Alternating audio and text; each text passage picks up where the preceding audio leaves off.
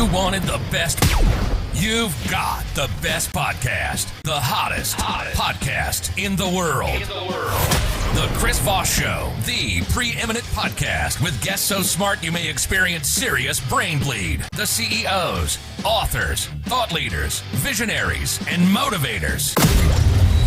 Get ready. Strap yourself in. Keep your hands, arms, and legs inside the vehicle at all times, because you're about to go on a monster education roller coaster with your brain. Now, here's your host, Chris Voss.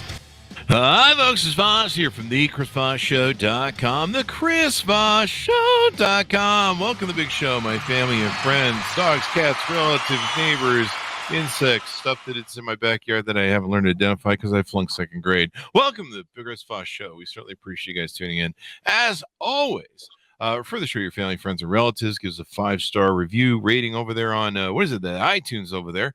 Go to goodreads.com/Chris Voss, linkedin.com/Chris Voss. See the big 130,000 LinkedIn group over there, and the LinkedIn newsletter as well. That's always good.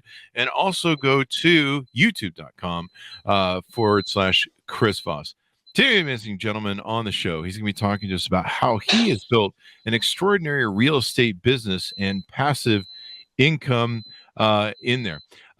Quentin West is on the show with us today. He's an Airbnb millionaire and life business coach. And he's going to be joining us today to tell you the secrets on how you too can build a successful passive business for you and your business and your family. Quentin is a short-term rental professional, real estate investor, and business coach. He started his career as a college dropout, then worked his way to 6 figures as a real estate agent in his very first year. That's pretty hard to do, actually. After seeing this success, he dumped every dollar he had into real estate investing. That sounds like what I did at the casino. No, I'm just kidding. And since his time 3 years ago, he has built a large portfolio that produces over $100,000 per month. Count them up, in passive income for him and his family. He now works with other people to level up their life, business, and finances to help other people achieve the level of success he's seen in his life. So if you don't learn anything today, damn it, check your eardrums. Welcome to the show, Quentin. How are you? I'm doing great, man. Thanks for having me, and thanks for that intro. Thanks for coming. That's what we do. Sadly, though, my investing and throwing money at stuff, going all in at the casinos didn't work out so well. So that's why we have you on the show, see if we can recover that money. That's right. There you go. Get that money back out. Get that money back in. Don't do casinos. Put it in real estate. It's a little bit safer from what I hear. You know, they don't build those palaces in Vegas for nothing. So give us your .com, sir, so people can find you on the interwebs.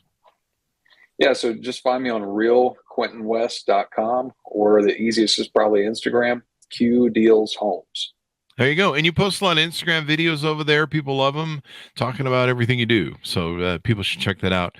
So Quentin, give us a hero's journey here. What got you down this road? Tell us about some of your life, upbringing. You know, was Bill Gates your dad or something, or what happened here that you got down this road? I was going to say Herkshire Birthaway. I was going to say who's the Herkshire Birthaway guy? There, you're back in. There we go. Yeah, man. So I'd say my journey started out a lot like anybody's that has achieved much of anything, a little bit rough. Didn't quite know what I wanted to do. I went to college because that's what mom and dad was pushing me to do, to become an engineer at Virginia Tech. Got great grades in school, and kind of lived that high school dream of getting into your dream school and going for engineering, and things didn't happen exactly like I planned. About a year in, I got a complaint to the real estate board, or the school board, that I was cheating on a test that I had an email from my professor saying that we could work in groups on. It was a take-home test and everything. So it's kind of just a crazy situation. I printed out that email. I brought it to the board for a hearing. And instead of giving me a 0 on the test, like they had given me previously or had proposed, they were now discussing taking me out of school for an entire semester. So I ended up appealing it and went through a much bigger process than it needed to go through. But eventually they settled back on the 0 for the class. And that's when I kind of realized a lot of things in life are kind of rigged. Even though you have solid evidence in your favor, it's not always going to work out in your favor unless you control the majority of the processes. And that's when I pretty much decided that I was going to drop out of college eventually, maybe not right then, but sometime in the future. And it wasn't but a couple months later, and I flunked a test. It was a calculus test. I got 33 on it. And that's what I kind of had. I was at my breaking point. And I called my parents and said, hey, I'm dropping out today. I put in my document saying, I wasn't coming back to school. And that was a huge step in the direction that would be a long journey for me. I came back home, started working construction for my parents. They've always kind of ran their own companies and done things like that. So I was out there digging holes and still wasn't quite living the dream like I thought it would be. It wasn't much better. I was running heavy equipment and getting in the way, and at some points even getting close to losing my life. I swung a crane into a power line and felt all the electricity going through me. And did you? Holy crap! Crazy experience. If you ever get the time, look up crane swinging into a power line. If you don't get it off the power line, if you don't get off the power line, sometimes the tires will explode and the whole machine will go up in flames. Just a crazy thing. I didn't even think about it at the time when I was running the equipment. But long story short, I decided I wanted to go into real estate full time. That's where I was hearing all these people making all this money. They were making their own schedules and they were controlling their own life. And I figured the best way to do that was to get my real estate license. Mm-hmm. So again, I quit something that my parents were dead set on me doing and became the black sheep child again, and got my real estate license, quit construction. And, I thought that once I got my license, everything was going to change around for me, that, all the struggle I was going through and depression and everything I was going through mentally at the time and financially was going to change for me. And it didn't happen that way. About 2 months into having my license and not having that consistent income, I was at the point where I was going to lose my house in foreclosure. Oh no. And, that's where I kind of had to sit back and decide, do I want to quit being an agent and go back and work for my parents again and swinging cranes into electrical poles? Yep, exactly. Did I want to do that again, or did I want to risk losing the house? And a friend, just by chance, asked to eat lunch with me. And while we were at lunch, he mentioned he was Airbnb in a house that his parents gave to him. And I was like, okay, well, if you could do it, I'm sure I can do it too. And I had nothing to lose at that point. All the furniture was there. So I listed the property on Airbnb. In the very first month, I profited $1,000. I didn't come into it thinking it was going to be a big money-making thing for me. I just wanted to be able to afford my monthly payment and for the house to not go to foreclosure. And that's kind of what started it all for me. There you go. And how long ago was that when you made that first money? That was 4 years ago. Wow. November of 2019. Wow. And you built all of this with in just 4 years. I mean, that's extraordinary. Yeah, I appreciate that. It's a lot of hard work and just dumping everything I possibly could into the business. I mean, when I say I dumped everything into it, I literally dumped everything into it. I didn't even have curtains in my own home the first year of my marriage. I took all of the money and dumped it into real estate. There you go. So now you deal in something called Airbnb arbitrage, or at least that's a part of what you do. So talk to us about that. Yes. I've never heard that term, Airbnb arbitrage. What is that? How does that work? Yes. So arbitrage, the word by itself, just means that you're purchasing one commodity and selling it at a higher price. So you're playing the middleman. So you're changing it in one way or the other to be able to get more money for it. And the way that we do that is we rent a property with the owner's permission to sublease it. And then we take that property, furnish it, and then list it for rent on Airbnb. And so wow. by doing that, we're able to charge a premium because we're now offering a higher value product. Mm-hmm. And you're kind of like, it sounds like you're kind of like the booking, excuse me, or you're helping people maybe book their houses, if they don't want to mess with the whole Airbnb thing, right? Yeah, so we manage a few people's properties too. If they don't want to list it on Airbnb themselves, then we'll come in, we'll help them design the property and then list it for them, manage it. We have a cleaning company so that we can come in and clean the property ourselves and kind of, again, control the entire process so that we can make sure, there's not another company that's dropping the ball, and we're able to really provide a premium service. Wow. Do you want to disclose how many properties you oversee and have on Airbnb? Yes, we've got 38 right now. Oh, wow. Crazy, man. That is a lot. And then do you specialize in a certain area? Do you recommend that people specialize in an area close to them, or do you need to try and pick hot areas for real estate? Yeah. So if you're nearby an area that would do well, it doesn't necessarily have to be a big city or a super hot spot. My hometown only has 25,000 people, and we make money every single month. But when you're first starting out, it is easier to have properties nearby you, but you can just as easily have a property in another state. A lot of getting over that mental block of having properties away from you is just kind of a beginner thing where you think you need to have the property close by so you can put your hands on it or, be nearby in case anything happens. But with our 38 properties, I only work about an hour a week on those properties. Everything else is spent building other businesses and coaching and investing in other assets. And I probably haven't been to a property in over 6 months. Really? I just don't need to go. I have a team built. We have a in-house maintenance crew, our in-house cleaning crew. So anything that needs to be done, they can put their eyes on it, take pictures, send it to me if it's absolutely necessary. But 99% of the stuff they can fix themselves. There you go.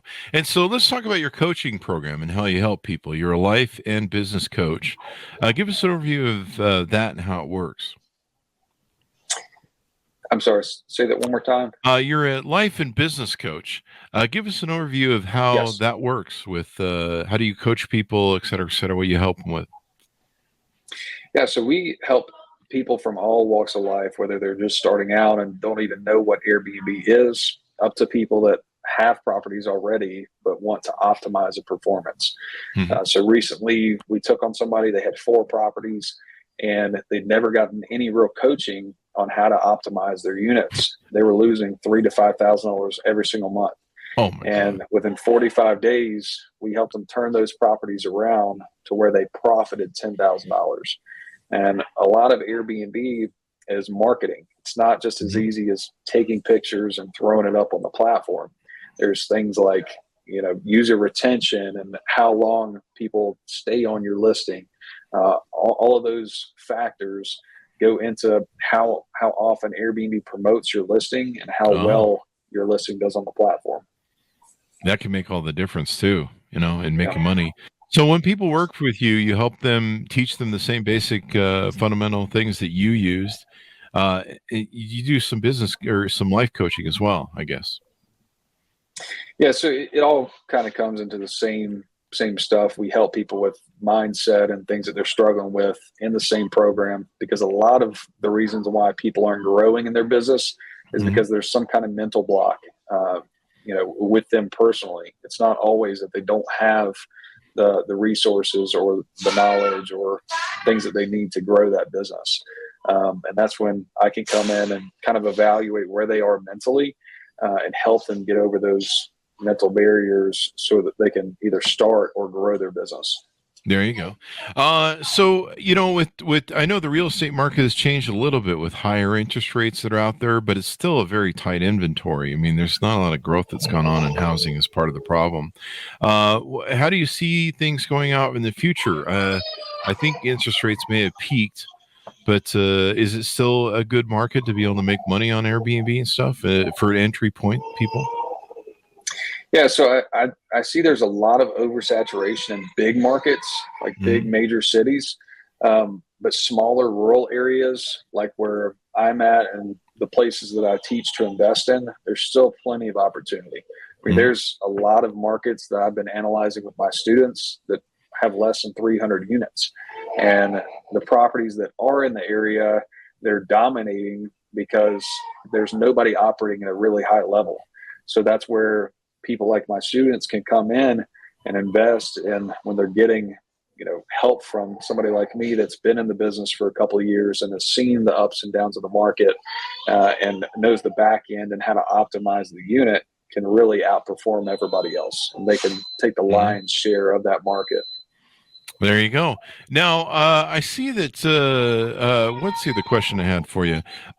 What about people that are out there that want to get started in this business? What if they don't have any money to, down payments or buying stuff, or they have bad credit?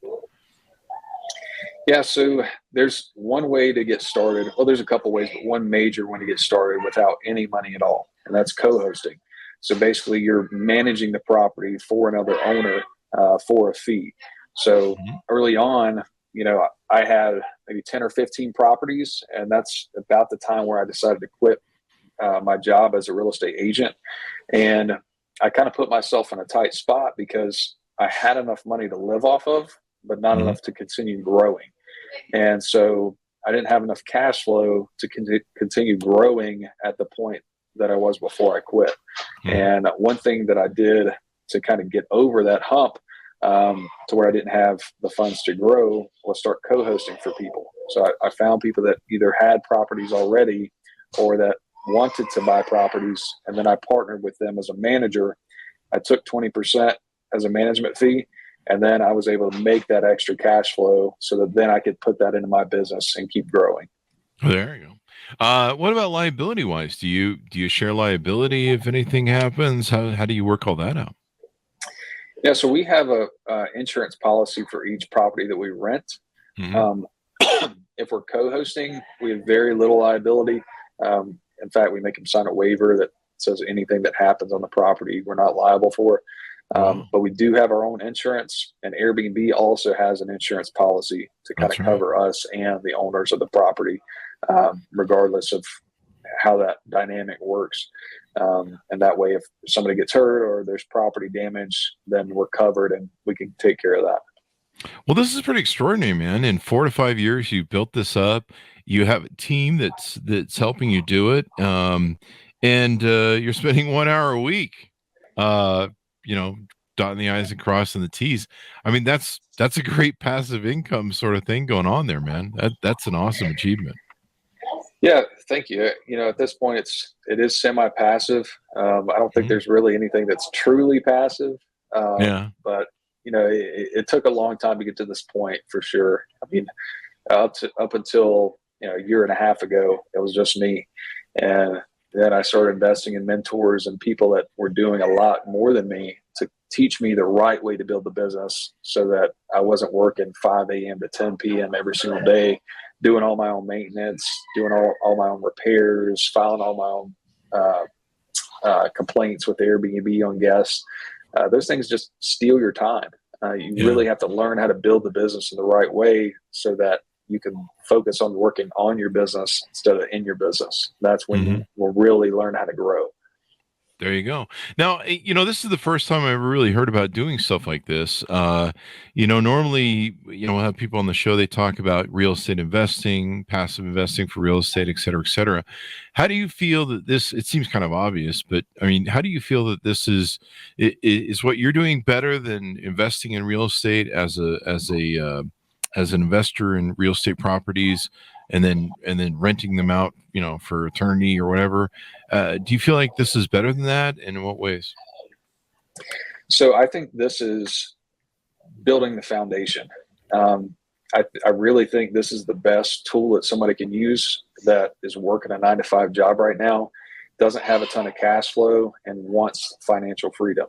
And that's kind of where I shifted my investing strategy early on. I always thought, I wanted to buy properties. I wanted to, use the BRRRR method and all these strategies that everybody talks about online, but I didn't have the cash flow yet. So I used this strategy to build up my cash flow. So now that we have 38 units, we have enough cash flow where we can buy properties and do it at a high scale. That way it doesn't take me 20 years to build a significant portfolio. Now I can do it in, relatively easily 5 years. I could accomplish the same amount of portfolio growth that I could have with 20 years just working my 9 to 5 and buying a property, every year or 2 properties a year. Mm-hmm. This is what people talk about when they talk about getting wealthy and building wealth, is to leverage other people's stuff, leverage other people's money instead of your own. And by doing that, you can scale much faster, quicker. You don't have to, leveraging someone else's thing. And that's what you're doing with your co-hosting. You're leveraging, somebody else owns a house, they're making the mortgage payment. You're coming in and helping them improve it and stuff, and all that good stuff. Do you ever sell the houses or help flip them or anything like that? Or do you just mostly focus on just getting them filled? Yeah. So I have sold a few. One of the houses I bought, I used a HELOC from the house that I originally lived in to buy a house with seller financing. A lot of the purchases I do now is creative financing, either lease options or I get the seller to hold the note or something along those lines, so I don't have to get the bank involved. But I bought a property my first year using those funds, and recently I sold it probably about a month ago because I had accumulated about $100,000 in equity. And just doing the math off of that, that $100,000 as an upfront cash infusion into my business did a lot more than it would have if I just continued to take that $1,000 a month profit. That way I could scale faster, because like one thing about real estate is the velocity of money, which is how quickly you bring in money and then reinvest it, is extremely important early on, especially because the equity isn't really doing anything for you if it's just sitting in a house. Now this sounds pretty simple. Hey, you go find a house, Airbnb, co-host it, et cetera, et cetera. But I imagine a lot of what you teach and coach clients on, and probably you're involved with your team, your program, is there's a whole game to running and algorithms and stuff on Airbnb. So you probably really have to go in and master that and understand how that works and how to game it properly, if you will. Yeah, definitely. I mean, getting the property is probably the easiest part. The hard part comes in when it comes to listing it and making sure you're marketing it and pricing the property effectively. Getting the property is definitely the easiest. I mean, I had one conversation with a guy I was at a networking event with a couple weeks ago, and that was a little less than a month ago. He already has 2 properties.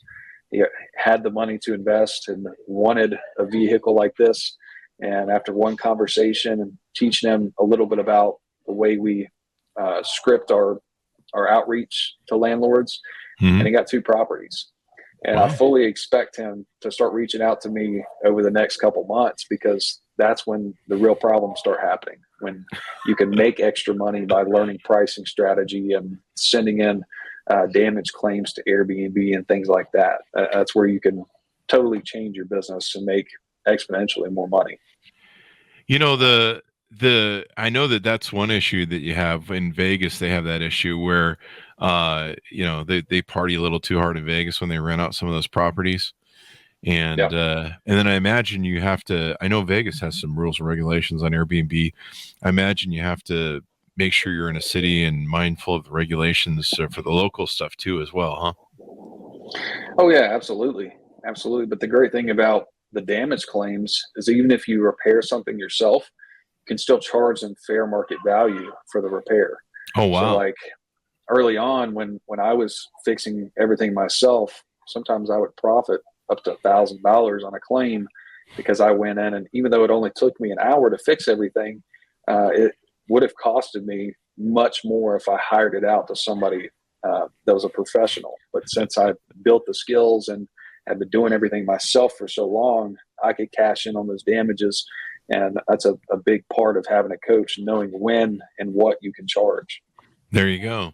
Well, if you're familiar with this, is an old 70s reference, but never invite the Eagles, the band, to your Airbnb, especially that one guy, Rocky Mountain. I forget his name, but the Eagles were not happy to anything that they said in the hotel. So never write those. And I imagine there's kind of a game to that, trying to make sure you keep the riffraff. People are going to default on payments.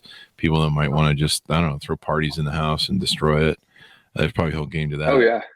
Yeah. Absolutely. There's a lot of tricks you can use to keep those people out. And early on, I almost quit because I had people coming and throwing parties, and the police knocking on the door. I could see them on my Ring cameras at 2 a.m. knocking on the doors of my units. So yeah, it's a lot of headache if you don't know what you're doing. Yeah, and again, I'm sorry about that night. We just it got a little out of hand, and we had a couple. It's just sorry, man. I'll keep making those payments. Yeah. There's one thing I saw that we're on here. Building an empire with used furniture is one of the topics you sent me. What is that about, eh? Taking used furniture and putting them in units like this. Uh-huh. And when I first started, I didn't have a ton of money to just throw in a property and go down to the local Colfax Furniture or Rooms to Go or wherever you buy furniture. So I had to go to Facebook Marketplace, Craigslist, and get used stuff to fill these units. And as long as everything looks good, definitely don't put used mattresses in your units, because there's no telling what kind of bugs or whatever's in the mattress.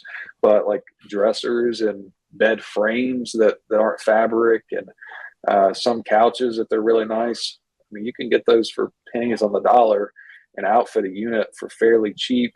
And I've outfitted 3-bedroom units for $6,000 to $8,000, and then they profit $1,000 to $1,500 a month. I make my money back in less than 6 months. There you go. Carol calls in the show. She says, "Great information. Thank you, Quentin and Chris." So thank you, Carol, for the comment there over on the big LinkedIn. You. Yeah. This is really cool. And yeah, you don't want to put, when it comes to rentals and probably short-term rentals, you probably don't want to put, new nice furniture in there. Because if they do throw that party that I threw that one time, sorry again. I mean, recovering financially from that one, Chris. It was a bachelor party, man. There was some booze and some women and I don't know, but some monkeys. I don't know. There's some weird stuff that went on that night, and yeah, whatever. I don't know. I was thinking of an old school induction joke from a movie. So anyway, what have we touched on that you help people with between your coaching, your business, your real estate? What other things have we touched on that we want to share out? Yeah, I mean, a lot of I'd say journey as an entrepreneur or business person is knowing what order to do things in. And I feel like that's something I do very well, is, kind of figuring out what the next step is. And early on for me, it was shifting my focus from trying to buy properties with the money I didn't have to creating cash flow where I could buy properties, and then looking towards estate planning and, building brand if that's something that you want to do, and your social media presence.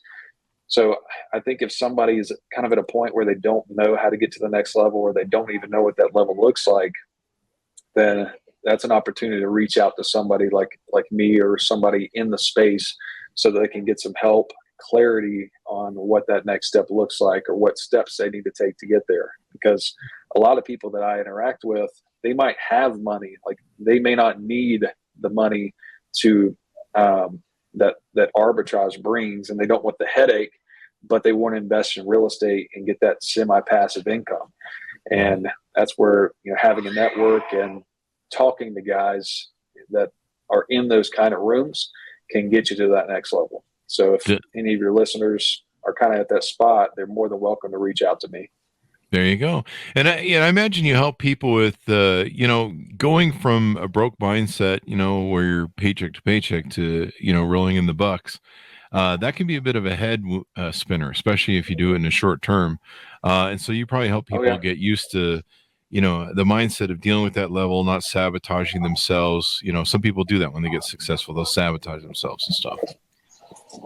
Absolutely. Yeah, we get a lot of people and they won't charge what they're actually worth because there's a mental barrier there, and they don't think, like, they work for, 25, $35 an hour for so long, and now they're in the entrepreneurial space that they're charging $50 an hour or something for coaching or helping somebody else, when like their knowledge and value is 100 times that. And so, a lot of speaking to people that are already in the space, like me or you or somebody else coaching, is changing your mindset and getting it to the point where you actually realize your value. And that's when I see entrepreneurs, take off financially with their brand, social media, and everything that they're doing. There you go. Well, Quentin, anything more else you want to touch on before we go out? No, the last thing that I would say is, there's a million ways to get into real estate, and a lot of those ways you can get in creatively. With real estate, you either need the money, you need the knowledge, or you need the deals. And the best way that I've seen to make money in this business is to figure out how to find the deals. The money you can get from just about anybody if it's a good enough deal, and the knowledge will come as you continue trying to make deals work. There's been a ton of deals that I've been in where, looking at the deal off the cuff, it doesn't make sense in any way, but after you speak to somebody, there is a creative way to make it work. I had a flip that I tried to purchase. I made a cash offer on it, and it just didn't make sense for the owner to sell it to me at any price. He had too much money in the deal already. So what we decided to do was he paid for all of the materials. I used my crew to do the rehab, and then we flipped the property and split the money. So nice. He ended up walking away profiting 17 grand, and I walked away with 17 grand, and my team did all the work.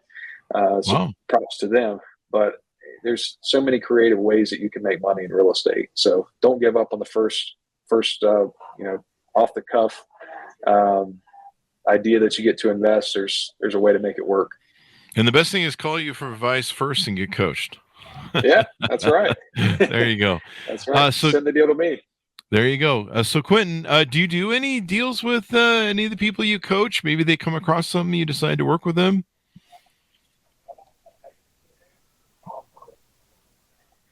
Hey, Quentin, do you do any deals with people that you coach with? Maybe they come across a good deal and you co-op with them?